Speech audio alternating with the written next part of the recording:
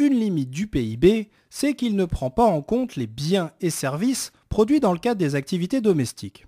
Par exemple, les cours donnés par les parents à leurs enfants ne sont pas pris en compte parce qu'ils ne donnent pas lieu à un paiement, contrairement aux mêmes cours donnés par un professeur particulier rémunéré. Par ailleurs, le PIB ne prend pas en compte le travail non déclaré, le travail au noir, par exemple l'activité du même professeur particulier, si cette activité donne lieu à un paiement non déclaré.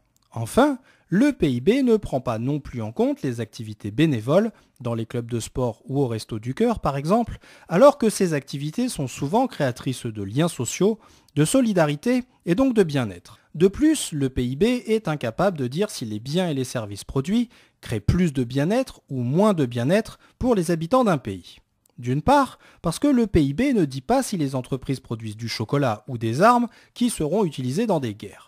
D'autre part, parce que le PIB ne comptabilise pas les externalités négatives, c'est-à-dire les pertes de bien-être dues à certaines productions, mais qui ne sont pas compensées par un dédommagement pour les victimes de cette perte de bien-être, comme c'est le cas lorsqu'il y a une pollution de rivières ou d'océans, ou lorsqu'une activité crée des gaz à effet de serre qui font augmenter la chaleur sur Terre.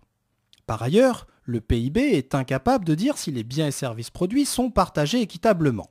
Par exemple, quand on calcule le PIB des États-Unis et qu'on divise ce PIB par le nombre d'habitants des États-Unis, quand on calcule le PIB par habitant des États-Unis, on se rend compte que ce PIB par habitant est environ 30% plus élevé qu'en France.